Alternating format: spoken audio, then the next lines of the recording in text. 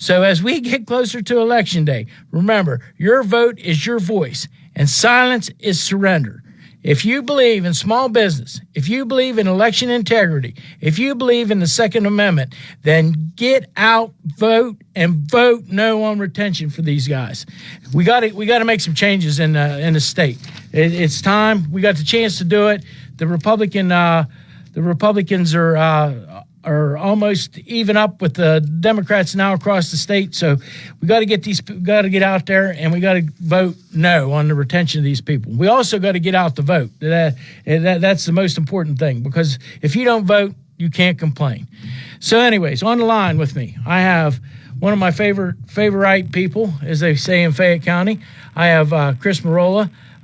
Chris we're going to talk about a lot of things. One of the things we're going to talk about is the massive expansion of Act 77 and how the judicial branch took a law and really turned it into a mess. So, anyways, are you with me, Chris? I am, and I noticed that you quoted the book of Proverbs about seeking justice. It reminds me of another scripture also in the Old Testament. Micah chapter 6, verse 8 says, "Seek justice, love mercy, and walk humbly with your God." If we seek justice without mercy, then we're harsh and we're tyrannical. If we seek mercy without justice, then we're too soft. In order to have balance, we need to seek justice, love mercy, and walk humbly with our God. Those are three very important principles, and if you tear any of them apart from one another, you're out of balance. And boy, are we a country out of balance. Wouldn't you agree? We are out of balance right at the present time, especially with the judicial system. I believe it was Jefferson that was, Adams also, and them two. But anyways, that's another story. But I believe Jefferson was really harsh on about the judicial system, saying that we can't let them rule us, and that's where we're at with these state judges right now, and they're not ruling on law; they're ruling on their opinion. I got that correct? I think I have that right. Yeah. Yeah. What you're referring to is what's known as judicial activism, where judges create law while sitting on the bench. They write law from the bench. That is not their responsibility. It's not their duty. Their duty and responsibility is to interpret existing law and see if it matches up with the Constitution, and either say no or yes, and that's it. Their duty is not to create law. That's the legislative branch's job, and say, is this accurate? Does it line up with the Constitution? It's not their job to write law from the bench, and we've seen many instances where judges have written law from the bench, and what it does, it waters down the meaning of our U.S. Constitution and our Pennsylvania Constitution as well at the state level, and then it tears apart the fabric of America. Dred Scott, for instance, the U.S. Supreme Court ruled that a person was property, a slave was property, and therefore slavery was somehow, in the interpretation of the Democrats on the Supreme Court, that somehow slavery was constitutional in their mind. These were Democrats who ruled on that. And then, of course, we have Roe v. Wade in 1973, and it was almost the exact same ruling in Roe v. Wade as it was in Dred Scott. Dred Scott created a right to slavery out of thin air and said that people were property. And Roe v. Wade did the same thing. It created a right to property for the baby who was in the womb and said, this is property, you can do what you want with it. Almost the exact same argument. And so that's what happens when judicial activists write law instead of interpret law. I think that's what you're getting at. Exactly, except I put it in hillbilly terms. So anyways, I think what we got to do is we got to think about some of the different things that we went through. But one of the things that I really want to think about is the way the mail-in ballots do not require a voter ID, and there is definitely an opportunity for fraud in that. And I don't know if you want to expand on that. Yeah, I think it would be a good idea to explain the origin of all of this. Go ahead. Yeah, around the time that President Trump was elected for the first time, Democrats were complaining about mail-in ballots, saying that mail-in ballots are subject to fraud. There's no way you can monitor or oversee mail-in ballots, including Nancy Pelosi. They were all saying mail-in ballots are not a good idea.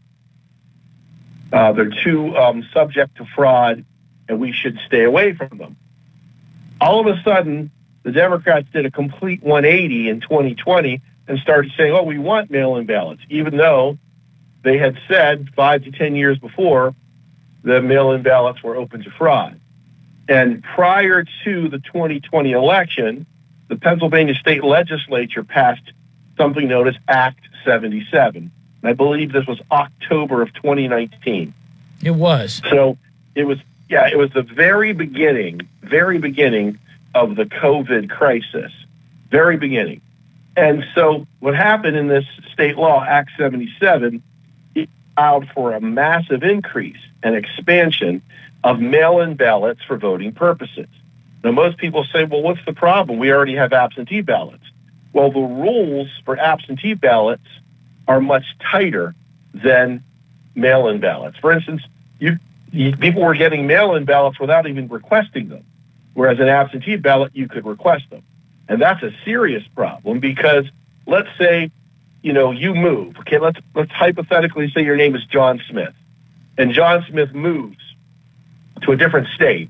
Somebody moves into John Smith's old house, and they get John Smith's mail-in ballot, and he didn't even request one. They could easily fill out the ballot in his name and vote in a way that's against John Smith's vote.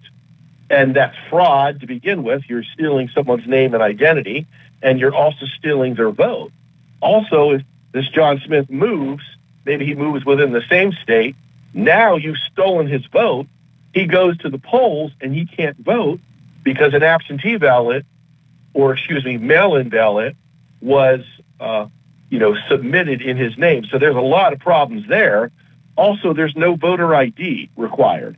So you have no idea if the person filling out the mail-in ballot is exactly who they say they are.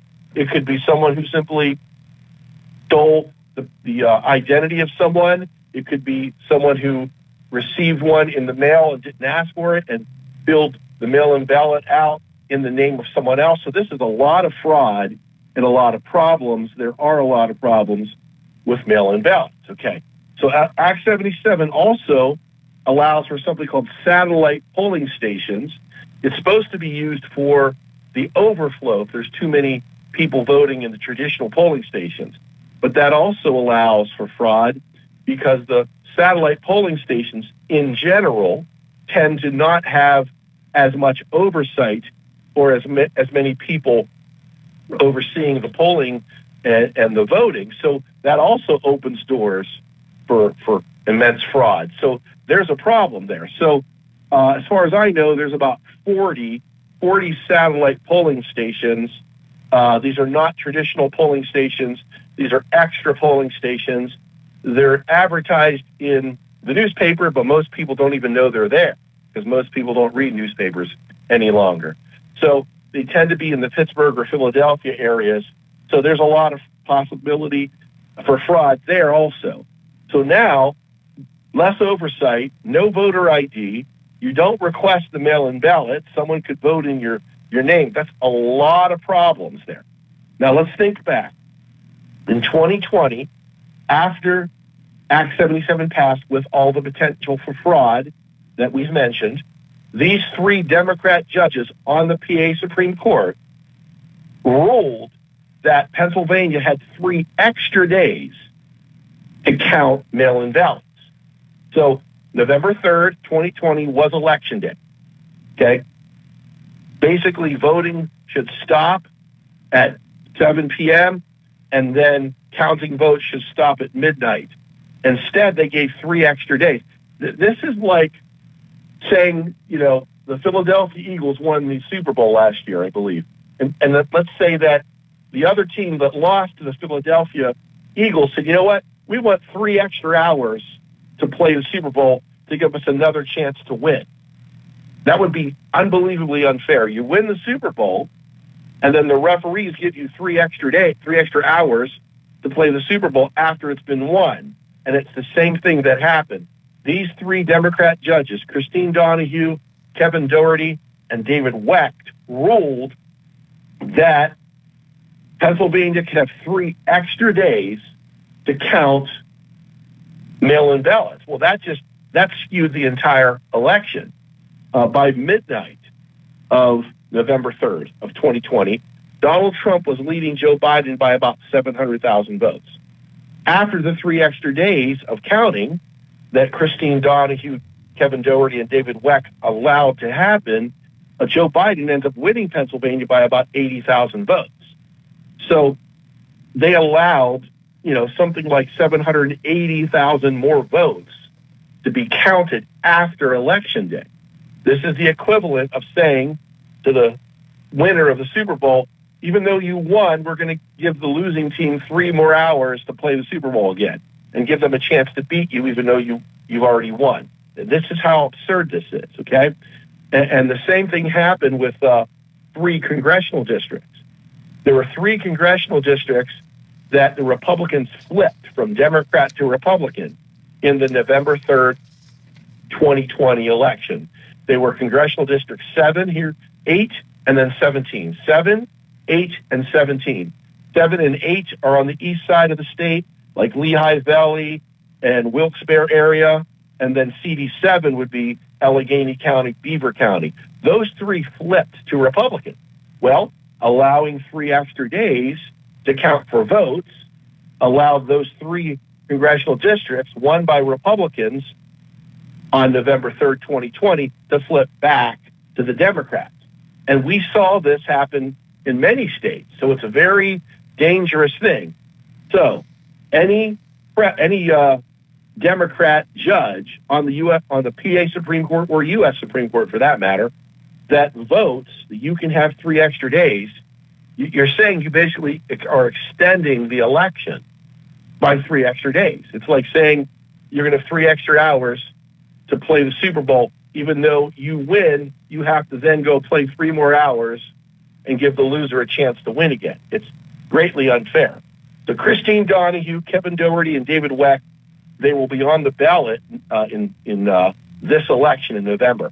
And if we say no to retain them, their term will end in 2027, and then new judges can run for those 3 PA Supreme Court seats, and then we can elect new people who do a better job of interpreting the law. Is that a pretty good summary of everything? Yeah, that makes sense, because it's just like you said. When we went to bed that night, Donald Trump was winning Pennsylvania by almost 600,000 votes, and it took 3 days for him to find enough votes to beat him. So actually, he won the presidency 3 times. So, anyways, we'll move on from there a little bit. I know the congressional districts got flipped. That was congressional district 7 and 8 and 17. I think I have them right. So that's where we're at with that. But this vote no is we have to get Republicans out the vote. We have to get, and I just don't want to say Republicans. I want to say we have to get conservatives out the vote that understand what's going on, and that's where we're at. The independents, the Kennedy Democrats, that understand, and we got to, and they're willing, and they want to make changes. They do want to make changes. I mean, a lot of the people haven't changed from the Democrat Party because, Dad was a Democrat, Pap was a Democrat, and they're still there. But the Democratic Party is leaving people behind. And right now in Fayette County, I believe we're almost 11,000, the difference in voter registration. So that's where we're looking at. So, I mean, I don't want to make it sound, but there are people out there that are conservative Democrats, and they understand. And then I call them Kennedy Democrats because there's a little bit of history there with the way things go. But actually, probably John Kennedy would probably be a Republican right now. So there's no doubt, John Kennedy. If you look at his platform and the ideas that he espoused, he would be a Marco Rubio center-right Republican by today's standards. There's no doubt. Ask yourself this, okay, concerning the Democrat Party. In 60 years, okay, this is 2025, in 60 years since 1965, when LBJ started to serve his first and only complete term. Remember, he finished Kennedy's term, but when he was elected in 64, he finished out Kennedy's term, elected in 64, and served one term from 65 to 69. And here's what has happened in those 60 years, okay? The Democrat Party has moved so far to the left, John, they drove JFK's nephew, RFK Jr., out of the party. They drove Tulsi Gabbard, the former Democrat member of Congress, out of their party into the Republican Party. And now both of those people, RFK Jr., Tulsi Gabbard, are in the White House with Trump. The Democrats drove Ronald Reagan and Donald Trump out of their party. They also drove my parents out of their party. Both of my parents were JFK Democrats. My parents, as you know, are immigrants from Italy, and they lived through World War II. The U.S. Army liberated their town from the Nazis and saved their lives when they were 7 and 5 years old in 1943. And they came here with nothing but the clothes on their back and a few dollars in their pocket, and they started completely over and had to work their butts off and their tails off to make something of themselves. And they were JFK Democrats. But what happened in the 80s, my mother in 1984 left the Democrat Party, became a Republican, and began trying to convince my dad to do the same. My father was a steel worker for about 27 years, and he was the treasurer for the Steelworkers Union at his plant. And he left the Democrat Party in 1988, became an independent for 4 years, and then in 1992 became a Republican. So all of these people have left the Democrat Party, and the reason can be summed up in a quote by Ronald Reagan. He was asked, "Why did you leave the Democrat Party?" And he said, "I didn't leave the Democrat Party. The Democrat Party left me." I have to think back. You talk about the unions. I remember my dad being on strike. I was born in '62, and the steel strike happened before that with all the mills. And I remember stories being told about how they tried to bring guys in, and my grandfather was a coal miner, and same way worked there. My father-in-law was a coal miner, and all these people. They voted for their jobs, but now it seems like the Democrat Party's left them the rank and file. I mean, I'm sure that a hierarchy in the union is probably still basically the Democrats. Of course, not so much. I think that's even started to change. I talked to some union people the other day, but I will tell you that. They left these people behind. They did, and they like they weren't good enough to be in the Democrat Party anymore. Like they weren't the regular workers for the just regular workers, people to pull on their boots and go to work. And then you think about what Reagan said, and it hit home. It does, and I really feel I feel like we don't want that to happen. with the Republican Party. They need to embrace they need to embrace the regular people, the people that go to work every day, the people that pay their taxes, the people that are doing everything. We have to. So that's why I always say about conservatives. I think that's where we got to be. We got to look at it from that point of view instead of an R or a D. You know, I mean, I'm not. I don't consider myself red. I don't consider myself blue. But I consider myself red, white, and blue. That's the way I look at it. I don't know. What's your thoughts on this, Chris? Well, I think Ronald Reagan brought the working class back to the Republican Party. From the beginning of the Republican Party, they were more in tune with middle America, like the Midwest and so on. In fact, the Republican Party was birthed in the Midwest in Ripon, Wisconsin, and I believe it was 1854, and Abraham Lincoln was there. And here's the story, John. The Southern Democrats were consistently pro-slavery, extremely pro-slavery. And this goes back to the beginning of the founding of the Democrat Party. Andrew Jackson was the first president of the Democrat Party. He was elected in 1828. For about the first 40 years of our nation, the founding fathers were gradually winding down slavery. They couldn't get rid of it overnight because they were trying to stop and prevent a civil war from happening. So they're gradually winding it down. Slavery was going away until the birth of the Democrat Party. The Democrat Party was actually started to increase and maximize slavery. True story. And Andrew Jackson was behind all of that. And so for the first 40 years of our nation, from the time that the Constitution was ratified in 1788 until 1828, when Andrew Jackson was elected, slavery was dying off slowly because that was the objective of our founding fathers. For instance, when Thomas Jefferson was president, he would not allow Illinois, Indiana, or Ohio. No, it was the Ohio area. So it'd be Illinois, Indiana, and that region, I believe Ohio. He would not let them come into the nation unless they agreed to not have slaves. So they were gradually trying to wind it down. And the Democrat Party, the birth of the Democrat Party, specifically the Southern Democrats, expanded slavery.